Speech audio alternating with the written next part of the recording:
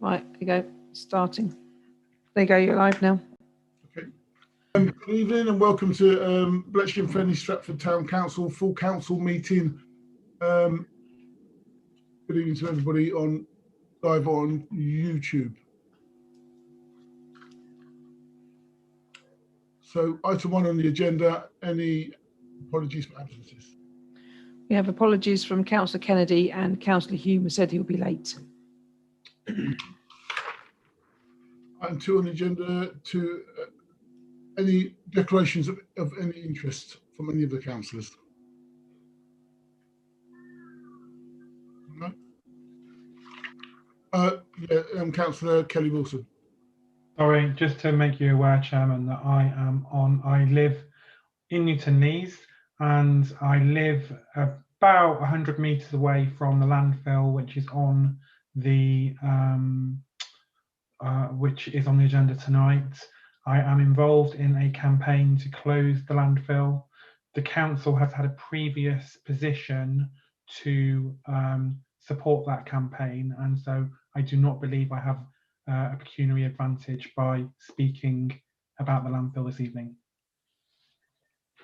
Okay, thank you very much.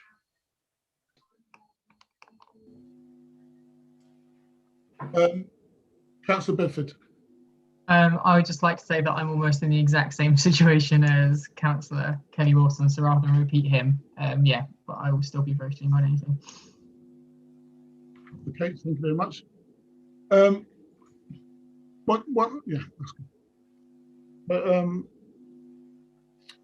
Item 3 on the agenda, to approve the minutes of any previous meetings.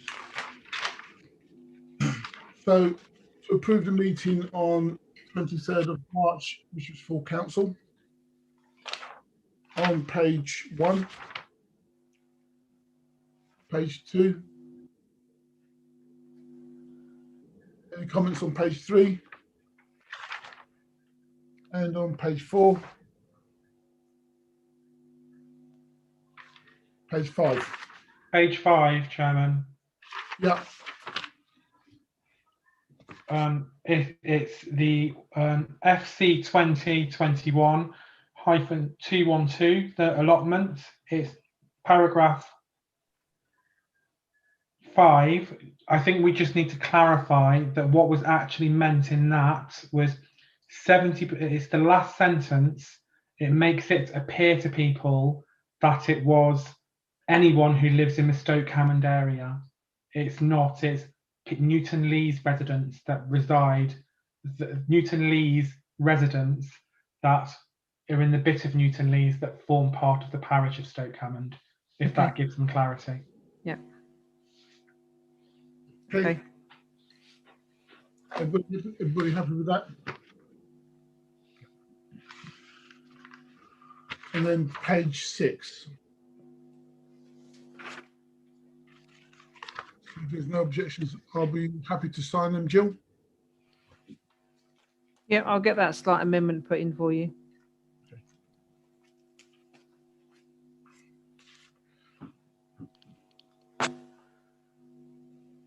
That was all the minutes, wasn't it, Jill? Yep, that's only minutes, yeah. Only meeting we've had since then.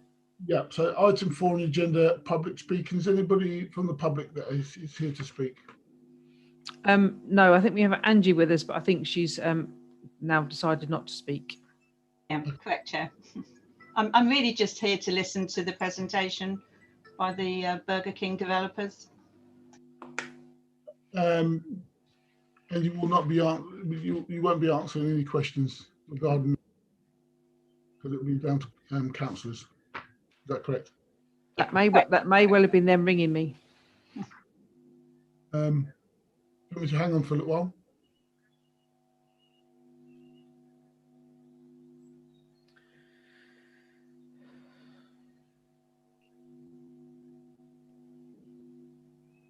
No, the call's gone. So item 5 on the agenda was to receive a presentation from the developers of the Burger King site. So we're supposed to be having a presentation right now to have a look at the presentation. About a Burger King site. Jill, what do you think we should do? whether you want to just Bear with me a second. My phone's ringing, so maybe that's. Sorry. Sorry. Sorry about that. Just turn my phone on silent.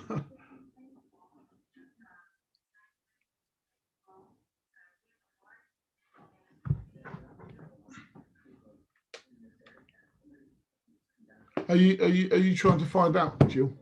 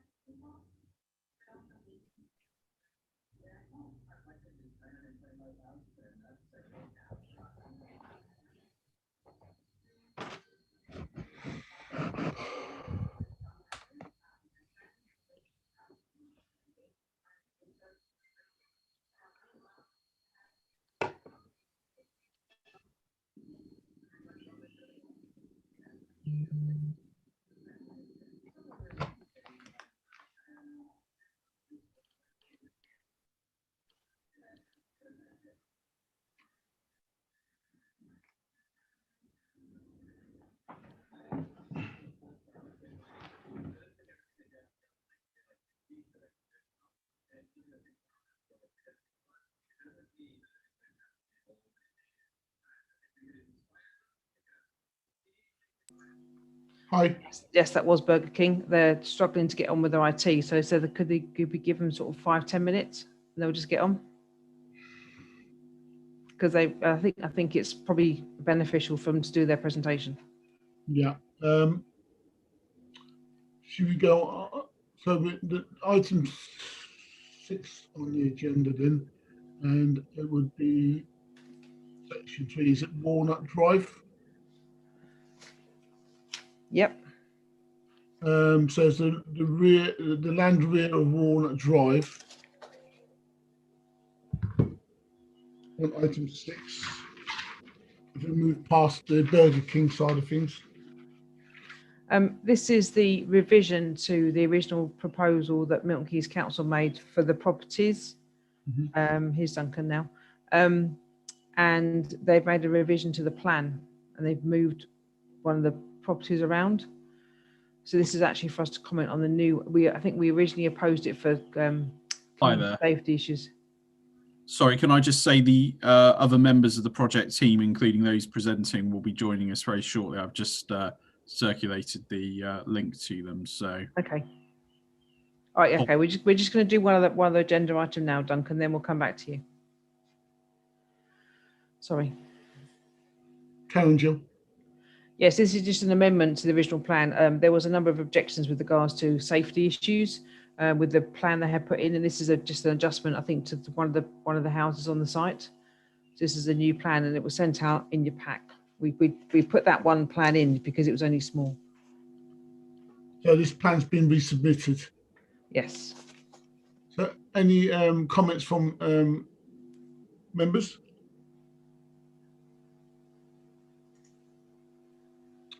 Richard, I've got my hand up. Councillor Haynes. Yeah, it's only a slight amendment to it. Are the safety issues still there? Have we had any further information on the safety issues at all? I don't believe we have. So I should say we should turn it down again, as there's no improvement on the safety issues. I haven't had a chance to speak to the police about it. I know they was a bit concerned as well. Thanks, Chair. Councillor Stevens. Mine's just to do with section 10, trees and hedges. It says about doing a tree survey. And was that completed? Because they answered yes to both of them. Jill? It'll be on the portal if it was completed. I don't know whether anyone's been in and had a look at it, but there would have been a survey done from the original application that was put in. And it hasn't been turned down yet by Milton Keynes Council. They took the opportunity to revise their plan before the decision was made because of the comments from both Thames Valley Police and other people about the safety issue. Okay, thanks, Joe. Councillor.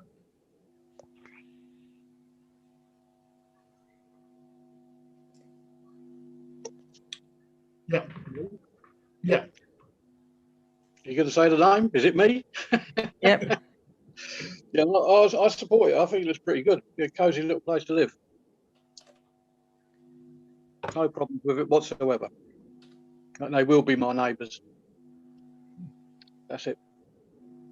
Okay, so does that mean we've got no comments from the council? Jill? Well, Councillor Hain was concerned about the safety. We need to decide whether or not, as a council, we support that and say that we don't feel the safety issues have been addressed, or whether we support the application or make no comment. Yeah. So, Councillor Haynes, did you want to come up with a proposal of some description, see whether anybody supports you? I propose that we reject it again on the basis of safety aspect, because we haven't got enough information on the safety aspects from the time before. So there's no real way they've gone through. There's no more information. So I believe we turned it down last time, and I feel we should do the same again. Thanks, Chair. But the plans have been revised from the first time. So we have to redo ourselves. I'll get a seconder, then all well and good. If I don't, then it falls, doesn't it? Okay. Does anybody? I'll come to you in a minute, Councillor Keith Ely. Does anybody second that proposal? No, absolutely not. Can I have a show of hands? Anybody that seconds that proposal? Anybody? No, we haven't got a seconder, so that falls down. Sorry, Councillor Keith Ely. Yeah, Chair, I was going to ask Ron to refresh me on what the objection on safety grounds were. Like, I honestly can't remember them. I can't remember now, Keith. It was so long ago. Sorry. Okay, I believe there were some concerns about potential safety because of a darkened area. So parts of the areas were quite dark, and where the design was before, one of the houses would create potentially an area where there was not a lot of light, and therefore there could be some antisocial behaviour. But the revised plan, I believe, has addressed that. Well, I on that basis, I would support Councillor O'Rourke, Eamon, on approving the scheme as it now stands. I mean, obviously, as a council, then we put in for no comment. Yeah.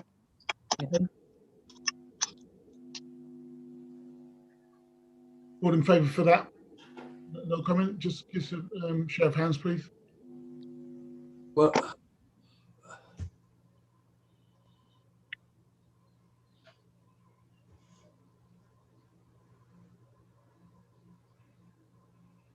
Okay, that's carried. Okay, thank you very much.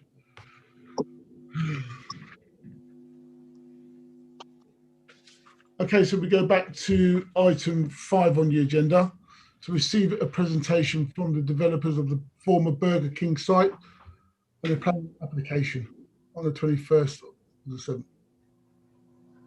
Who is to go to first? Jill? Over to you guys. Thanks, everybody. Hi, so my name's Adam Shepherd. I'm not sure if we all met just over a year ago. I've seen some sort of familiar faces on here and some new faces. So as I say, I'm from Savills. I'm the planning agent advising the applicant, Adil Catering Limited, and we've got a short presentation to show you really what we're proposing and what's changed since the last time we met, and hopefully we'll take some questions from you guys and provide some clarity wherever that's needed. Just bear with me whilst I try and share my screen. Right, can everybody see this? Yeah. Yeah, is it big enough for everybody? yep, that's fine. Great, okay, thank you. Right, so as I say, we're looking at the Burger King site, which is near to Bletchley Station. It's on the east side of the railway tracks. As I said at the outset there, the applicant is the Adil Group. Now, I've got one of the guys from the Adil Group on the line. Stephen, would you just like to say a little bit about yourselves before I go any further? Absolutely. Good evening, everybody. My name is Stephen O'Connell. I work for the Adil Group, and I look after all their property throughout the company. We're a family business that has been in existence since 1969, and we've been trading from the Burger King since the early 90s. So it's great to have the opportunity to discuss our revised proposal with you all this evening, and we look forward to discussing that further with you throughout this meeting. Thanks, Stephen. And it's just on the list there, we've also got, as I say, myself from Savills, I've got Kratos and Yemi Architects, who are obviously the architects, award-winning practice, who are behind the design, and we'll pass over to them about midway through these slides for a bit of a discussion about design. So from the last time we met, we're still really trying to answer these two key questions for everybody. So why are we here? Why in this location are we proposing development, and what kind of development are we proposing? So I think the last time we met, the Oxford-Cambridge Arc was it was a newer concept than it is now. So I'm sure everybody on this call is probably quite aware of what it is. But if there is anybody who isn't, I'll just give you a little synopsis as to what the strategic ambition is here. So within the Arc, growth is a key priority for the government, and in particular, it's a key priority in relation to post-COVID economic recovery. It's of national significance. There's a real ambition to create a focus on business and innovation within the Arc, and that will focus predominantly on actually AI, so artificial intelligence, manufacturing and life sciences. So it's quite a high-tech, ambitious vision that's been set out by the government. As part of that, they want to create well-connected and sustainable communities within the Arc, and the idea is with those communities, they can act as sort of hubs to help build a better economic future for the localities that those communities are sat within, all across the Arc. So it goes without saying that Milton Keynes, and actually in particular Bletchley, is located right at the heart of that strategic ambition, and it's of real significance going forwards. I should say, so if anyone's got any questions as we go through this, please do just butt in. Happy to take those as we go. So then I suppose that begs the question, well, why do we need new homes in Bletchley? So as I say, it is at the heart of the Arc. And on top of that, the east-west rail plans also identify Bletchley as a key transport interchange and a hub in that respect. Since the last time we met, it's probably worth mentioning that the old idea of the expressway that some of you might recall, that's been canned. It's not happening, as far as I know anyway. And therefore it really puts even more emphasis on the location in Bletchley, this train station being a hive of activity going forwards.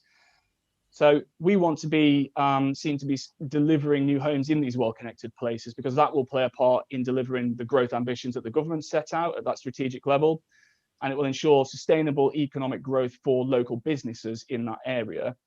I suppose just also worth mentioning again, since last time we met, the new towns funds have also been announced, and there's a pot of about £23 million being earmarked for Bletchley, again to fund and really turbocharge that investment in the area and to take the area forwards. So then focusing in even more, not just on the Bletchley scale, but on the site specific level. So why this site? Why should we have this kind of development in this location? There's a couple of reasons really that I think I should draw to your attention. Really, it's a brownfield site, so it's a previously developed site, and it's an underutilized brownfield site at that. So directing development towards sites like this, in turn, relieves pressure on those valuable greenfield sites that we want to retain as greenfield sites to keep that nice green buffer around places like Milton Keynes and Bletchley. As I said a minute ago, it's a very, very well-connected site adjacent to the train station and also a bus station. It has a range of services on its doorstep, being on the boundary to Bletchley Town Centre. It's also within an existing residential context, so we're not introducing a strange use into a incompatible neighbour. I believe it will also help make the case for a much desired eastern exit from Bletchley Station. I know there's already discussion about that, but I think a development like this will really help to make the case that that is a real piece of infrastructure that needs to be delivered quickly to get people from the station to Bletchley Town Centre to spend money and pass through the area as they need to.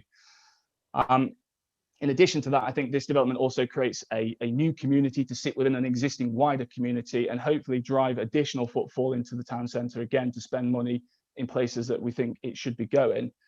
And lastly, I just pick up on the prospectus again. You'll all be aware of it. It came out, I think, in December 2019. It's also directing that kind of development to this area, broadly speaking. So moving quickly on to what is actually being proposed today. I just thought I'd start with an image of the site. Again, you'll all be familiar with it, but we just do not feel that this fits the vision that we've just talked about there. This is not the future for this site in Bletchley, and certainly a site right next to that train station. Now, again, some of you may recall what the proposals were the last time we came here, but essentially it's 136 new homes with mixed use, flexible commercial floor space at ground level with parking and podium amenity space. I'll show you some images of that as we go forward. The key differences from the last time we met to now are based on the discussions that we had together about a year and a half ago, and based on the feedback from the council we've also received. We've gone from proposing 52 car parking spaces on site to 149. Now that's through the introduction of a mezzanine floor and a slightly dipped ground floor to create almost like almost a sub basement, but not quite. The result of those 149 spaces is that everybody who lives in this complex will have a car parking space, and so will the commercial units that I've just talked about there. In addition to that, we've enhanced the refuse and servicing strategy, so absolutely everything takes place on site under the podium, so it won't be backing out onto the streets. You won't be able to see what's actually happening there, and it's all self-contained, which is great. There's also £100,000 in Section 106 obligations on the table with the council, and by that I mean that's basically money the council can spend as they see fit in local projects or whatnot, whatever they want to direct that to. And there is an 8% affordable housing contribution, which equates to 11 homes. Again, this is particularly important because last time we met, that wasn't on the table. The scheme was unviable then. It remains unviable now.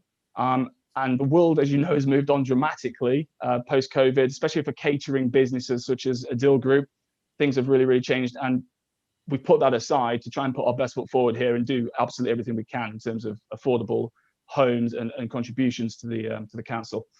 And lastly, there are a number of design alterations, although not majorly significant. Based on the last discussions we had, it's more sort of tweaking around the edges based on officer comments previously. Amir, do you mind if I just ask you to just quickly run through these slides again, just so we can remind everybody what's actually being proposed? Yeah, sure. Happy to do that. So I think it's just important to recognise the principles behind this design was the fact that the two neighbouring sites that are already approved have kind of really set the benchmark for what design we proposed for this site. As Adam mentioned, the Burger King in the middle of that site, given the two developments on either side, was really would be an unfortunate outcome. So when we approached this site, the way that we looked at it was, how can we create something that would unify two disparate developments on either side? How do we recognize the fact that this is a gateway site into Bletchley? It's on the corner of the street, and it really provides that sort of pinnacle to the area. And then also, how do we sort of create something that unifies the two buildings on either side? So what we did was we came with a proposal that respects the heights and the proportions of the building on each side, but we very deliberately put a strong focal point right in the center of it with this pinnacle tower in the center, which you can see there. And we think that works as part of unifying the three developments as though we had developed the whole site entirely, and this was the centerpiece of that proposal. Do you want to move to the next one? Thanks. So as you can see from the floor plans, what we've tried to do is create something that has a very regular arrangement, but has very good usability and has got a very good relationship with light and very good relationship with amenity space. So it's kind of been arranged where this is the podium level where they have terraces, but then as we go up, then we have amenity spaces with balconies and with terraces, and then shared amenity spaces as well. So if you go to the next one, please. So I think this begins to sort of illustrate how we've sort of organized the facade in order to marry up with the two buildings on either side. We've got two buildings that have got different heights. They're made from different materials, well, different coloured brick. They've got different fenestration, different window arrangements. And we've got something that essentially has to sit as the the junction between those two. And that's why we've gone for something very distinctive in the centre, which then unifies the two wings essentially as one overall proposition. The other thing that we did was we've sort of played with the articulation of the facade so that you have a lot of recesses in it, which gives the building a very distinctive sense of depth. Go to the next one. As you can see through the side elevation, again, not only have we sort of played with the massing of the building so that it doesn't look like one big monolithic block, but we've also reinforced that through the use of materials and the setbacks. So as you can see, certain elements of the building are set back, which creates this animation to the facade. And the tower element has the openings at the top with a recessed penthouses in the center. And that sort of creating this openness to the top lightens the whole structure rather than it coming to a solid mass. Just, oh, sorry, whilst we're on, sorry, just go back there, sorry, you can also see, sorry, there, the relationship between the height of this proposal in relationship to the building behind it. So you can see the relationship of the heights there, and you can also see how it steps down towards the domestic scale houses on Saxon Street, and how we've also created townhouses which mirror the townhouses of the other two developments. So it's very consistent with the massing arrangement of the two neighbouring buildings. Next. Thanks, Amir. So I just want to conclude on this slide, which I think is quite powerful in what it says this development is aiming to achieve here and what we're trying to deliver. And I'll just run through those very quickly. We see ourselves as truly leading the way in terms of the regeneration for Bletchley, and very much as part of that strategic ambition of the government in bringing forward economic growth that benefits everybody. The 136 new homes will be a key part of that, of course. We're trying to bring new people into the area with all sorts of different demographics within the building. Again, more footfall to spend money in those local businesses. We are proposing, as I said, £100,000 in cash effectively for the council to spend as they see fit. And I would encourage the town council to write to the council to ask them to spend that in a way that you guys want to see that spent, because it's not in our hands. There's an 8% affordable housing contribution, which again is actually, I should note, is commensurate to what the neighbouring schemes proposed and were deemed acceptable when times were better before COVID, when there was more money for everybody floating around.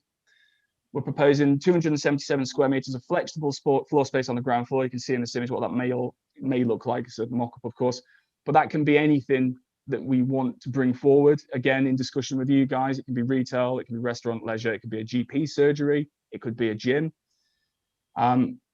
We consider this to be an exemplar design and a benchmark, more importantly, for future developments coming forward, which will come forward as part of the prospectus. We think this sets a very, very high standard for people to follow. In terms of ecology, we're creating new habitats for birds, bats, bugs, all sorts of wildlife here, where there's currently a car park. We're going to create job opportunities through the construction process, which will be in the very, hopefully, fingers crossed, in a very short, immediate term. And then beyond that, there's the delivery of the flexible commercial floor spaces, which also sustain full-time employment going forwards. And of course, we're going to create an attractive pedestrian link on either side of this plot, from the train station through the site, which is currently a car park, as I say, rather uninviting at night time, I might add, through all the way into the town centre, again, to draw people from the train station, from that activity hub, into the town centre to assist in that regeneration, again, to the benefit of everybody, we believe. So that's it from me, and I'm very grateful for you to listen to me there. And of course, please do fire away with questions. Stunned silence. No, I was just taking myself off mute. Thank you very much, Adam and his team, for the presentation on the Burger King site. Councillors, if you want to raise your hands now to ask any questions, I will then coordinate the questions. Firstly, have you had any regarding the commercial units? And have you thought about, or has anybody approached you regarding commercial units in respect of any of the benefits to members for the public regarding infrastructure, like doctors, dentists, and stuff like that? Obviously, 100 how many should it? The 277 square meters, sorry. Yeah, the 136 homes. It's going to bring in, there's 136 homes. If you start to double that with 2 people, and then, it starts to, escalate from there. Obviously, we've got people that are working from home now, and they've got cars and stuff like that. So one car parking space is going to be issued plus, if you know what I mean, as families develop there and stuff like that. But also, you've got the infrastructure in Bletchley and the demand on doctor surgeries, dentists, and such likes, including community centres for people, childcare, and all that sort of stuff. Have you had anybody approach you to say, yes, we like your design, we want to move in as soon as you finish? Can you shed any light on that? Yeah, absolutely. So from a sort of high level point about infrastructure and impacts on infrastructure as a result of the development, there's two things to note on there. The first one is the obligations that I mentioned. So I don't know if anybody recalls, but the previous time we came to meet you guys, we actually had a consultation response from the local clinical care group, who, again, I don't have the figure in front of me, but I think they were asking for in the tens of thousands of pounds to assist them in expanding their services, their medical services, to account for the pressures that something like this would inevitably, and any development would inevitably lead to. Now, the last time we met, we had no money on the table, and this time we have a lump sum, and we are fully anticipating the same discussion. It's just that we haven't been given that yet, but the money is there. It's earmarked to support people like the Clinical Care Commission. The other thing I would note is that we have been asked by the council to undertake a health impact assessment. In summary, what that does is it does a full audit of the impact of a proposal like this on those outfits. And again, we're in the middle of doing that. So that will be online for you guys to read in a couple of weeks. And hopefully it shows you that there will not be an unacceptable impact, particularly following the mitigation from the obligations. In terms of occupiers, so people coming to move into those flexible spaces, Stephen, I haven't had anybody approach me. I think it's fair to say that we might be a step too soon in the programme, because there's no certainty yet that this is going to be approved. And until there is that certainty, it tends to be the case that occupiers don't sort of, I don't want to say waste their time, but they don't tend to waste their time asking about these units until there is some more certainty that's going to come forward at all. But the principle of having a GP in there is fully acceptable under the proposed use class that we're submitting on. And if the council deemed it absolutely necessary that a GP surgery had to go in there, then they can tell us that now, and we can talk to them about how that would be delivered. But we're just not quite there yet. Yeah, I mean, just to follow up with Adam's comments there, this will be an extension of Queensway. So as and when this, hopefully this project becomes live, the demand will so forth follow, and hopefully it maintains a vibrancy within Queensway, and it becomes an extension. And as we said earlier on in the presentation, we want this to be destinational, and we want people to spend money in the area. So with that comes demand, and with that comes opportunity. So basically we're open to all opportunities and types of tenants to support and add value to the local community. Thank you very much for that. Can I have Councillor Keith Ely next? Thank you, Chair. Firstly, thank you very much for the presentation. I've personally found it very helpful, and it certainly highlighted the style of your development and its association with the adjoining properties, the proposed properties. My only objection to the previous design was that of car parking. And quite honestly, you've done exceptionally well, in my view, in providing additional facilities and additional numbers. for the residents within that area. We already have 2 very large developments proposed either side of you, and therefore whether this one is in keeping with that is immaterial almost, in as much as that's what you consider to be viable for your particular site. And we're certainly not, well, I'm certainly not in a position to challenge that. And therefore I consider it to be a reasonable scheme. And I genuinely feel that the objections that I certainly had have been overcome, and I now change my position to one of support. Thank you, Chair. Thank you.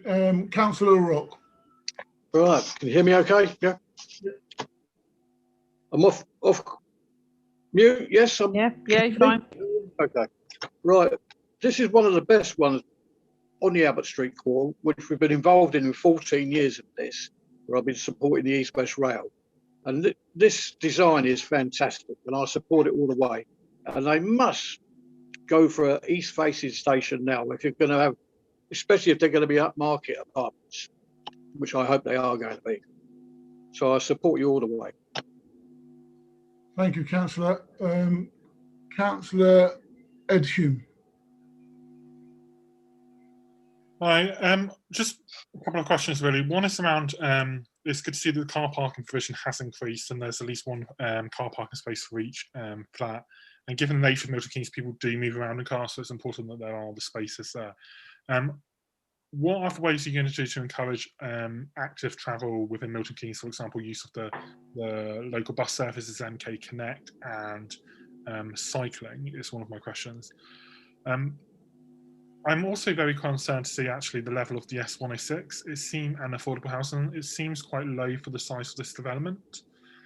And actually, one of the things that I want to see with development within Bletchley is actually it needs to serve the community, those who will be coming into the community because of a development, but also the community that's already here.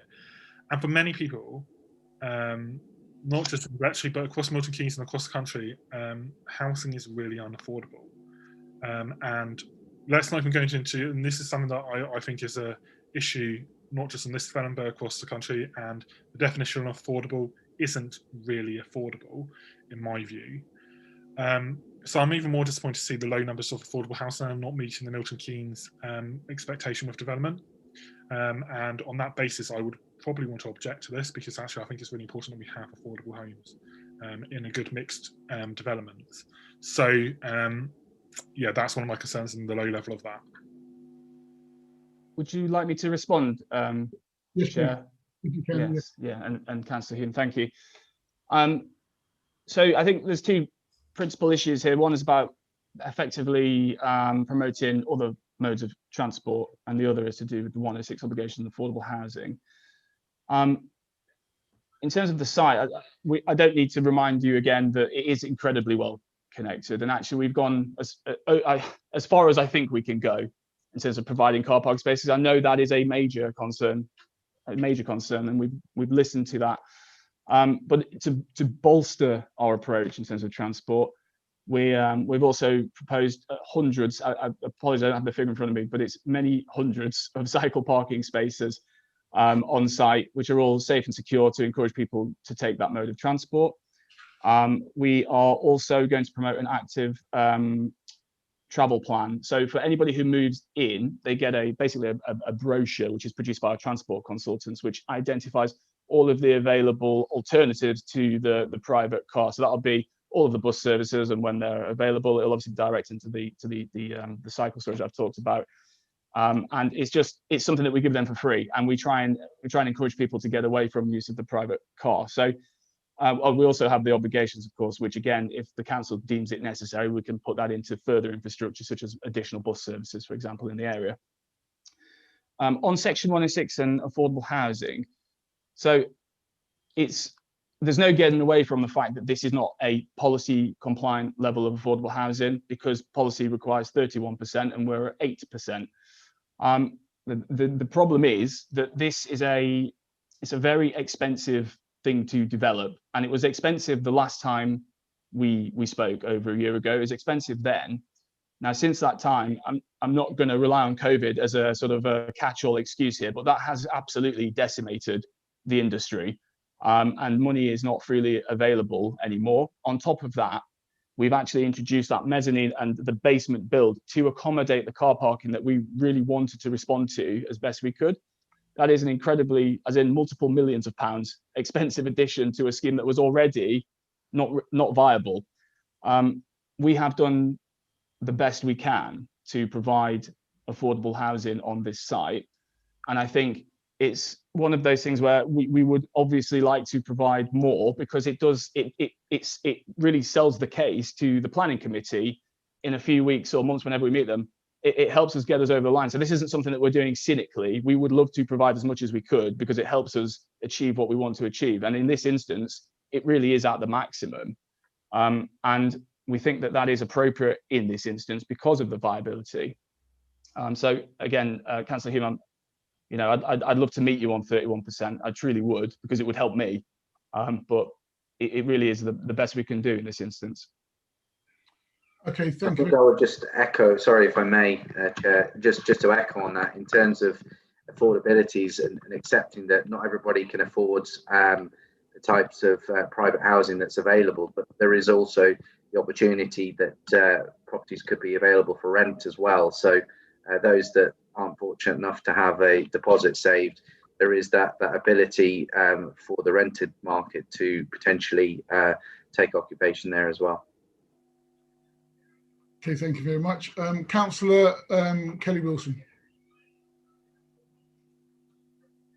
Thank you, Chairman. I think the last time we met, I think I summed up the development as you want to swap an unsustainable restaurant for an unsustainable development.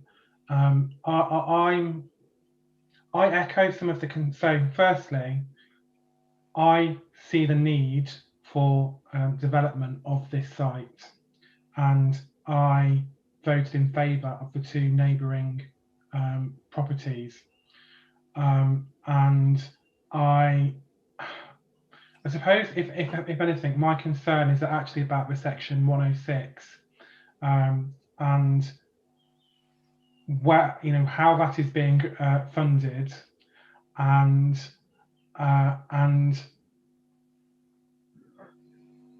what Bletchley is likely to get back from that. And my concern with any kind of development is I would have swapped the affordable housing for more contribution to the regeneration of Bletchley, but I don't see how the amount on offer is going to be doing that. And so I'd love to understand, if it's unviable, why you still want to do this, and actually would you consider an overage clause, because there is the risk that as has happened here in Newton Lees, where I represent, where it's an unviable development, but then it's absolutely flown, and the houses that were being sold are £150,000 more expensive than they were 5 years ago. And there's the potential that development makes a lot of money, but the community loses all of its infrastructure, and once that decision is made, it's gone forever. Thank you. Thanks. So in terms of the 106, I think, as I said in the presentation, I would stress that the town council really ought to write to the case officer and the council to ask that money is spent in the area. We honestly do not have a say over where the money goes. I think some of you may already realise that from your understanding of the system, but effectively, we've proposed to give them this money, and we've told them that is to support whatever infrastructure needs are required as a result of this development. So as I mentioned earlier, GP surgeries for one. They have not actually yet written back to us to confirm where they want the 106 money to go. As I said at the start, last time we had some information on that. The clinical care group had spoken to us before we spoke to you guys the last time, but we're not there yet. So I understand the concern that you might have to bear the burden of a development, but not reap any of the sort of the supporting cash to keep that going in the area. I can only stress that you should write to the case officer and ask that money is directed here. And I would understand that, and I would agree with that. In terms of the viability of the scheme, this is not that uncommon, where a developer will effectively take a view that a proposal will hopefully make the money back in the medium to long-term future. Now that is a risk that is purely on the shoulders of the developer. That is the case here as well. It really is as simple as that. I mean, there are countless instances I've worked on where many projects are financially unviable on the day that they are delivered. And I think that actually speaks to your point about houses being worth more money in the future, thereby making the scheme viable in the future. Obviously, we don't know that that's going to happen. There is the opportunity, if the council deem it appropriate, to add a review mechanism to a viability appraisal as a condition or an obligation, actually, in the Section 106. So that point about, actually, you said it wasn't viable, but in 10 years' time it's absolutely flying, that can actually be addressed and in legal terms. I hope that answered your questions there. Thank you. Thank you. Okay, thank you very much for that. Councillor Haynes.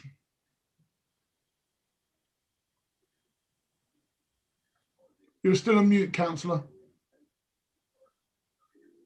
Thank you, Chair, and thank you for the presentation. It was very good. First of all, I need to correct you when you go on about the CQC and doctors' surgeries. The CQC is only an advisory body. Doctors' surgeries are run by NHS England, so they pick and choose where doctors' surgeries goes. Dentists are all private. Most of them are private companies, so they can, because when they can go anywhere they want, it's up to them, and they're willing to pay. So when we get developers coming in, they always shout at us, "Oh, you get doctor's surgery," which is totally not correct. And also, I'm not quite happy with the amount of affordable housing. I think you could tweak that a lot better. I'm quite happy with the car parking spaces and the way you've done that. That's very good. But I'm still not happy with the affordable housing. And I didn't like the sound of when you say let it out to private rented people as well. So certain elements of this sort of worries me. That's all, Chair. Thank you. Okay, thank you very much. I'm sure the developers have gone through this, so we know exactly where we are. I'd like to say thank you very much for the developers for coming along and giving us a nice presentation. And we're going to move on to the planning application, item 6 now, which is the demolition of the structure and erection of a mixed-use development, which is 136 homes and flexible commercial space. So this will be open to councillors only. Yeah, Chair, is that our time? Is that our cue to leave now? I think you. I mean, you can stay if you want to. I mean, yes, we're going to move to item 6. I mean, Chairman, sorry to interrupt. I have one final question. Is there an increase in the number of dwellings from the original application? No. That wasn't clear. No. Okay. So yes, sorry. I mean, we're not going to make a decision. It was just to receive your report so that councillors can get a little bit more clued up about it, have a look at the presentation. So now we're going to be reviewing, we'll be looking at the actual application now for this. So you can stay if you want to and listen, but you won't be able to comment, and it'll be down to the councillors. Is that all right?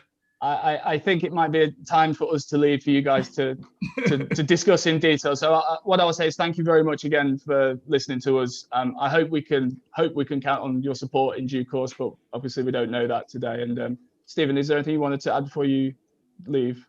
Yeah, I just want to say thank you very much for your time and allowing us to talk today. And we hope that it gives for good conversation to talk through our plans and we've allayed any matters that you'd previously had concerns on with this scheme, and we're delighted to present it to you. And we certainly, in the context of developers, as an owner occupier, we've, as I said, been there since the early 90s. So we're certainly part of the community, and this we see as being a landmark legacy site. And we'd really like to open the gateway for regeneration and you know, truly add to the local economy. So we thank you again for your time, and you know, look forward to what happens with the application.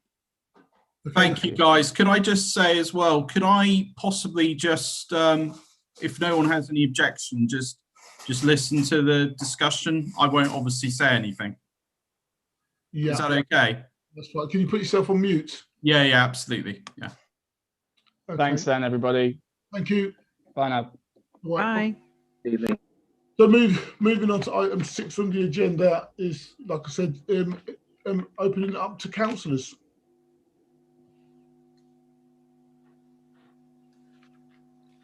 Anybody? Councillor O'Rourke.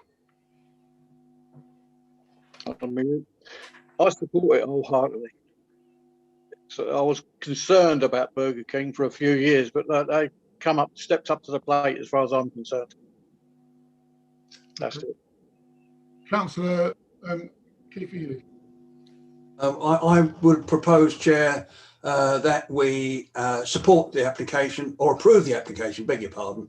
We approve the application, but would ask that some additional thought is given to the Section 106 application. And that's a formal proposal, Chair. Yeah, before I come to Councillor Kelly Wilson, have we got a seconder for that proposal? Councillor Stevens seconds that proposal.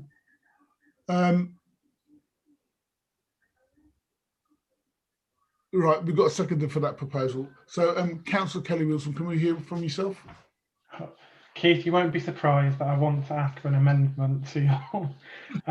I do believe it was summed up by the gentleman that I asked him a question about how he was making, why, if it's unviable, is he going to build it? Clearly, businesses take risks to make reward, and I think there is the potential for reward on this site, and so do they. Otherwise, they wouldn't be doing so.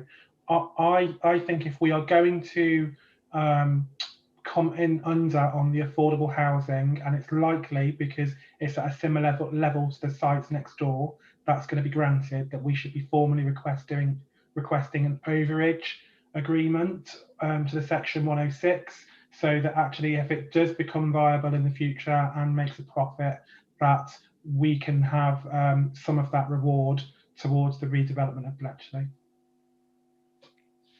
Councillor Ely.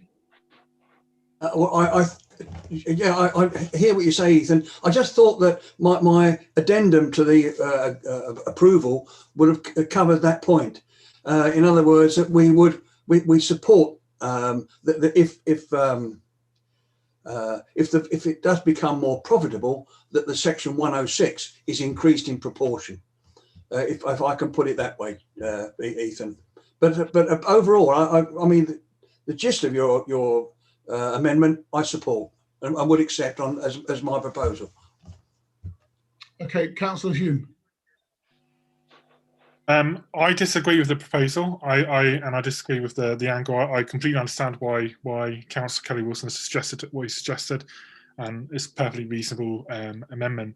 But I'm of the view that actually we should be opposing this on the basis that it is not meeting the policy for affordable housing.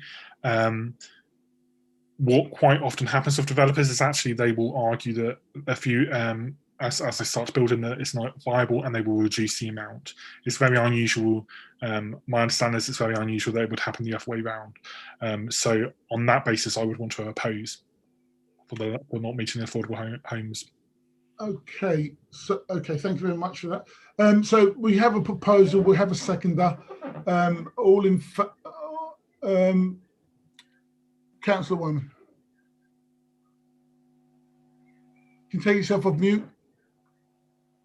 Sorry, I was actually second Ed. Ed's yeah. one, not the first one. Well, it's not a proposal at the moment. We'll have to see if the first one goes through or not. So we have getting a bit eager. So we have a proposal. We have a seconder. Can we all go to the votes on Councillor Ely's proposal? If you can have a show of hands.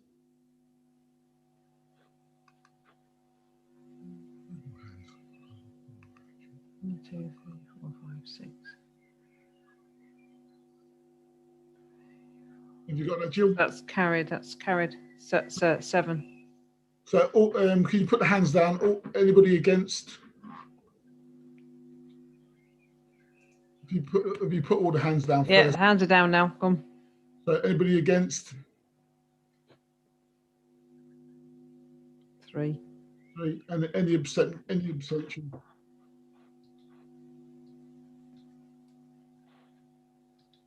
No. So that's Yeah. So that's carried. I abstain. I abstain, Chair. Sorry, I couldn't get it done quick enough. Okay. Okay. Fine. Okay, so that's carried. So moving on to item 6, part 2, to review the S106 application for the development of the Burger King site. So we're looking for comments. Obviously, we've got a varied view comment on that side of things, and any ideas of infrastructure or projects that Fenny Stratford Town Council may want or need. So we just need a few ideas from councillors. I'll open it up. Councillor Kelly Wilson. Thank you, Chairman. I think that in terms of assisting with the town deal, that all of that money should go into public realm surrounding that area, which needs as much money as possible. Also, if we're looking for other ideas, I think that we need to re-provide the toilets in some way. And so those would be my 2 priorities. Thank you, Councillor Wilson. Councillor Stevens. Councillor Kelly Wilson stole my thunder. I was thinking about the toilets as well. We could provide some of that money to get some decent toilets there. Thank you, Chair. Thank you very much. Councillor Hume. I think money for the provision of children's play equipment in the area. This end of Bletchley, there is virtually, on that end of Bletchley, in terms of town centre on this side of the railway, there is very little in terms of amenities for kids and teenagers. The closest area will be Leon Rec, which is quite a distance if you're sending a kid out of 11 years old on their own to go and play. It's quite a distance. So I do feel like we should have additional play equipment for kids and teenagers, or suitable space. Anybody else? Anybody else with any sort of like ideas on infrastructure? I mean, I'd like to see. I would like to see provisions for doctors, surgeries, dentists. That I think is so important. So the impact on residents coming into the area, the whole site completely, not just the Burger King site, but the other 2 developments as well. There's going to be quite a lot of people coming into the town centre and using up our services. And so I would like to see a doctor's surgery or a dentist come with inside the whole of that development to compensate for the amount of people that are going to be coming. That's my ideas. Can I just say, Chair, obviously in the pack you had the app. We've been asked to fill in a template for each suggestion, but that actually goes into details of how much. Now, unfortunately, this letter was sent to us on the 22nd of March, and we have 28 days, which is pretty much about tomorrow, because of our meetings being cancelled and postponed. Yeah.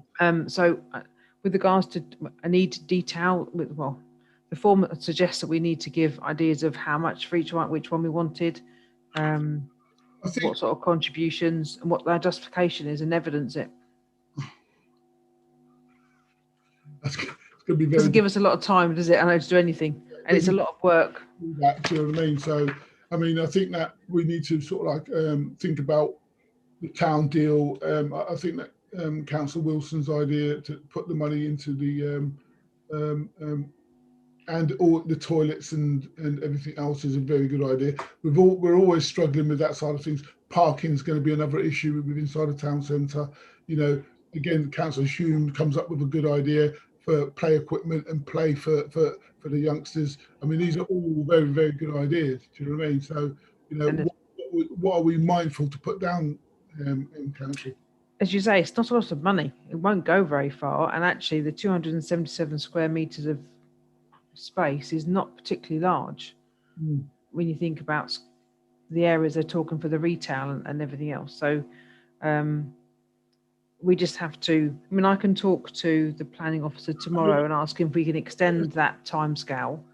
With the S106 money combined with the S106 money from the other developments, putting it all together, you know, surely there's a little bit of the pot of money there. Do you know what I mean?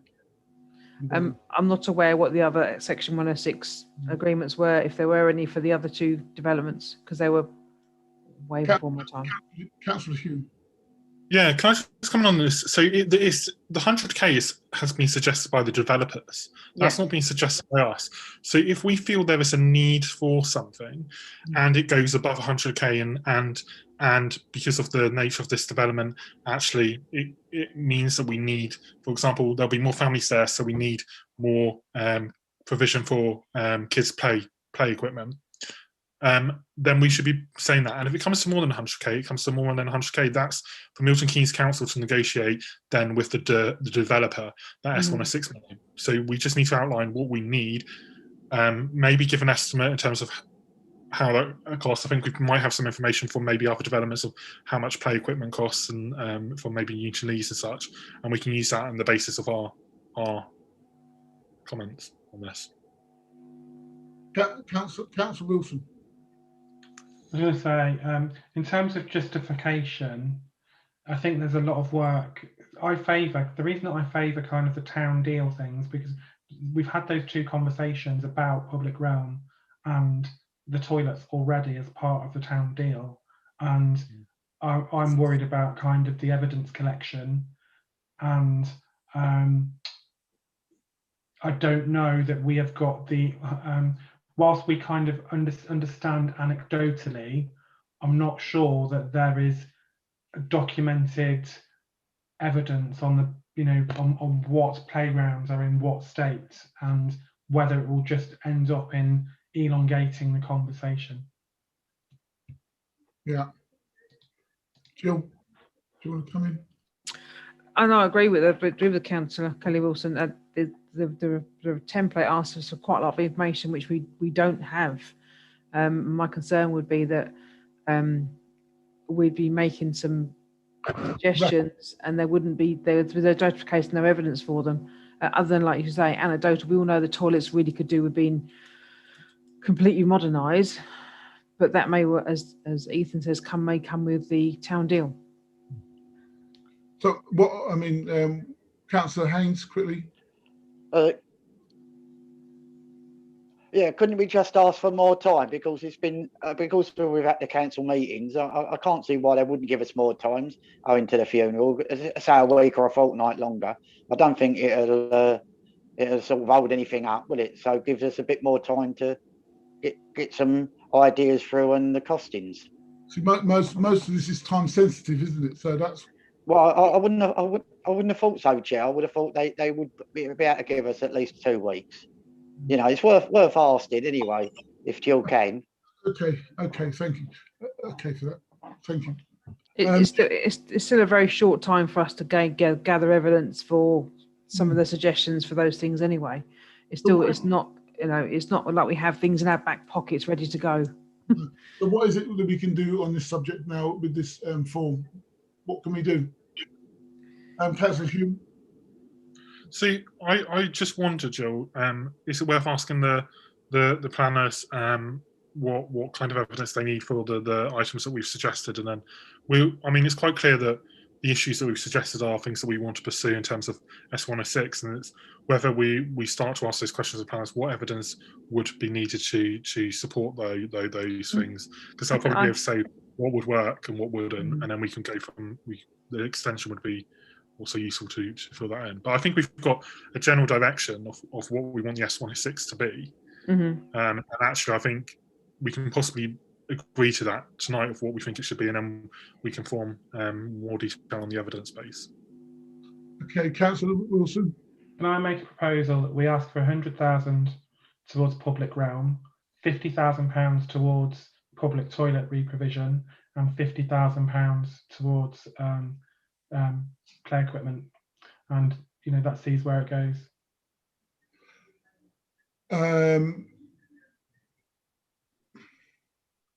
I'll second that proposal for now. Councillor Keith. That's my turn, Ethan. I do agree. My proposal is something similar, but it's purely related back to the town deal and public realm, because it's very difficult. You're not going to get this development to provide all the money for any specific project. You'll only get part money, bits of it. Therefore, if you allocated it or try to get it allocated to the public realm within the town deal, it's a very wide spectrum, and the money can therefore be, well, the public realm is such a wide range, you can almost get anything out of that. And it will then support what the Milton Keynes Council is doing, and also hopefully support what we're doing within the town deal, and it covers the Section 106 monies. Okay, so I mean, do you want to come back quickly, Ethan? Which bit? So you were saying just more general, or?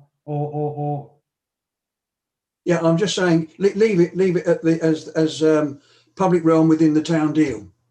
Okay. It'll cover everything Ed wants, or it could cover everything Ed wants, everything you want, and it leaves it in a very general area. The money would be easier to move around. I do like the fact that we can, if we do ask for specific money, say 50,000 to the toilets, at least we can have some steer, say for instance, that we're going to get some support for them toilets somewhere along the line, and it's ring fenced. Can I just, sorry, Ed, to interrupt, but the one problem you've got is that we don't own the toilets. That's right, Ed. You're going to chuck, what, you're going to put money into the toilets, and they could be pulled down tomorrow. Well, not literally, but the lease could be taken away from us if Milton Keynes ever want the land back. Absolutely. Okay, Councillor Hume. I think we need to be specific on what we're asking for. So the general public realm, the toilets, and also provision of equipment for young people and children, because they're the needs that we have identified. And actually, with the S106, we need to be able to say just saying public realm doesn't necessarily say what the need is. And actually, there is a need for, as I've said, there's a need for children's and young people's equipment for play, etc. And actually, if we say the need, because there is going to be an increase in families and that provision needs to be in this area, then that is offsetting the impact of the development, which is what S106 is there for. It's to offset the impact of a development. Okay, should we move on just a little bit? So, Jill, have you got that all down for now? Well, I've got down that I will talk to the planning officer tomorrow and see if we can get a deadline and ask what sort of evidence they would like from us anyway. Mm-hmm. And you've got the provision. The proposal was the 100k for public realm, 50 for public toilets, and 50 for play equipment. Is it still? Are we still going to have those three separate ones? Councillor Wilson. Yeah. Councillor Wilson. I think I've been persuaded by the argument that we need to be clear what our needs are. So those three separate items. So is public realm detailed enough to be able to go for 100,000, or the other two are quite detailed, more detailed? Yeah, it just sets it out, doesn't it? It just sets out what we want. I think the reason that I suggested the public realm figure is that we know that from the town deal meeting the other night that there's only 750k for public realm, which, you know, I think that that's not going to go very far. So I think every development we need to be asking for money towards public realm. Okay. Okay, so councillor proposal, I've seconded it. Can we go for a show? Can you put your hands down? Yeah. Can we go for a show of hands on Councillor Wilson's proposal? All in favour?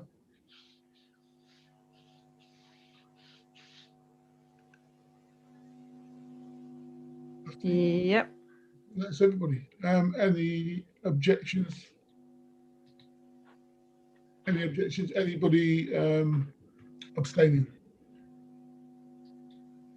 Just one abstention. Okay. So that's it, Jill. Okay. Thank you very much for your comments. Moving on to item 7 on the agenda, to consider council response to a planning appeal concerning Bletchley Landfill. Bletchley Landfill. Councillors. Councillor Rock. No. Councillor MacDonald. You take yourself from Yeah, mute. just want to say I've got to jump off at this point. So thank you very much, and I'll bid you a good night. Oh, thank you. Okay. Thank you very much. Has anybody got anything to say about the Bletchley landfill? So we're going to make no comment. Oh, okay, okay. Councillor Hume. So absolutely we should be making comment on this. We've had a position where we have objected to the landfill, and we've made our comments to Milton Keynes Council, which then rejected the 15-year extension. This is about the appeal, and I think we need to be supportive of the reasons. I think in terms of, we need to agree some wording around it, but I think we need to be supportive of the position of Milton Keynes Council and the reasons why they've objected, and provide some additional evidence from what we've had from the community. And I also think we just need to think about how we support the community in campaigning around opposition to this, and getting people to object. So ensuring that we're using our town council media to advertise how to object, which I think we already are, and to keep doing that. I'm going to leave it there for now, because I'm sure others have got other comments, but can I come back in later if needed? Yeah. Councillor Keith Ely. Thank you, Chair. Well, as you know, I support the application for the landfill site, and I am opposed to its refusal. I asked the question last time, and I've never had an answer, because no one, I don't think, can give me one. Is that, what are you then going to do with the waste from Milton Keynes? And people were trying to tell me that it was going to be a nil waste from Milton Keynes. You may have been talking about Milton Keynes Council, but you certainly weren't talking about waste from Milton Keynes generated by industry, retail, and the education and so on. And there are numerous tons of material that go to other locations. Now, if those other locations stick their head in the sands like this application is, what are you going to do? They won't take it. You have got nowhere to put it. Therefore, presumably you're going to store it somewhere, but you haven't got anywhere to store it. Until someone can tell me where the waste from Milton Keynes goes, I can't support the refusal of this application. Thank you, Chair. That's me finished. Thank you very much. Councillor Brown. Yeah, I understand the waste what goes in the landfill site is not from Milton Keynes, because our waste goes somewhere else. Dead against it. I have done from the beginning, when we weren't consulted or knew about we were going to have a landfill site right on our doorstep. I think we should, as a council, help the community in, putting an objection into this. And I think that they shouldn't go for another 15 years. The trouble is, they might want to go for another 15 years, and we need to get rid of it. I've had enough now. And it's an eyesore as well. If you live at Newton Leeds and you go down that area, all you can see is loads of gold, dust, smell. It stinks in the summer. We have loads of flies over the Lakes Estate. I can't even have my door open because flies are all over the place, and in people's wet houses. We've got seagulls all over the place, because they're a pest too. So I'm good against it. Right, so I know you get a bit. Councillor Kelly Wilson. Councillor Kelly Wilson. Yes, thank you, Chairman. So I think that just to kind of counter some of the arguments that Councillor Ely mentioned, there has been a massive reduction in landfill in this country as a result of EU regulations and they thought when when London Brick closed the brickworks in the 90s, they thought they created the landfill company, which they sold on, which was sold on, which was sold on, and they thought that it would take them 20 years to fill it up, and actually 20 years later we're still at 47%. The amount of landfill is going down and down and down every year, and this site could still be open in another 40 years. It is landfill to me is just stupid. It's like we dug a hole to get clay to build bricks, and we just want to fill it with absolute crap. I just think that there's no need for it anymore. This is a non-hazardous landfill site. Milton Keynes and Buckinghamshire do not put anything into non-hazardous landfill sites. There's a bit of asbestos that goes to other specialist sites, but it has to go to a specialist hazardous site. Buckinghamshire Council, our neighbour, don't send anything here either. The plan for this site was it was going to be an extension to the Blue Lagoon and a country park, and with all the development that is taking place in Bletchley and West Bletchley and surrounding it, this site is going to be needed for people for their recreation and their green space.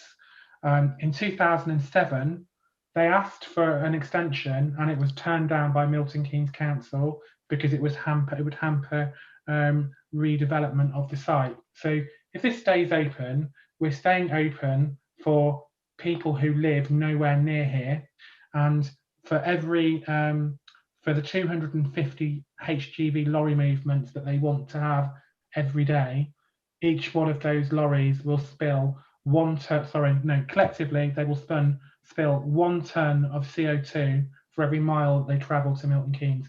We have already declared a climate emergency. I don't think that this is keeping this site open is to the benefit of anybody who lives here. Okay, thank you very much for your comments. Councillor Stevens. Again, I agree with Councillor Kelly Wilson. I think we should amend our response to include specifics like the pollution, the noise from the HGVs, and the unpleasant odours that Sam has alluded to, which affects people's health. But we should carry on to oppose. Thank you very much. Councillor O'Rourke. I agree with everything that Keith Ely said, and he's pretty much a professional on this sort of job. Where we're going to send it to Bedford's new gas incinerator, where we should have had one ourselves. And I also support the workforce who work there. It employs a lot of people who just can't move off and get a job somewhere else. That's all I've got to say. Okay. So, we have a proposal. Yeah, and the agenda does say any additional comments need to be submitted and approved, obviously, and we've got to get them in. So I need to have them verbatim so I can write them down and submit them. So, Councillor Wilson. I propose that we write to the planning inspector to in objection to the appeal made by FCC Environment to keep their landfill open for a further 15 years and to take an additional year to remediate the site, and that they do what they said they would do 20 years ago, and they remediate the site. The reason that I believe that this should be done is the close proximity to the housing in West Bletchley and Bletchley and Fenny Stratford and Newton Lees. The fact that we do not need this landfill site to support us locally because we have invested in waste to energy plants both in Aylesbury and in Milton Keynes, and that it support, there's the pollution argument, and I think that local residents are better off by having this site closed. Chair, I would be happy to second that. So, Jill, have you got that all written down? Are you happy with that? So I'm assuming we're going to be using the original objection, and these are additional comments to that. All right. Correct. Right. Okay. Can you just remind me what the pollution figures were again, Councillor Wilson? I've got 1 tonne of CO2 per. Sorry, 1 tonne of CO2 per mile. Per mile for the lorries. Okay. Yeah, based on 250 HGV lorry movements. Right. Per day. Per day. Okay, so I believe so. Yeah. Have you got everything? So we've got a proposal from Councillor Wilson and a seconder from Councillor Hume. Another show of hands, all in favour.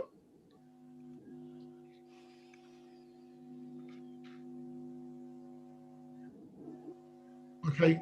Yeah. Right. Put all the hands. Yeah. Anybody against?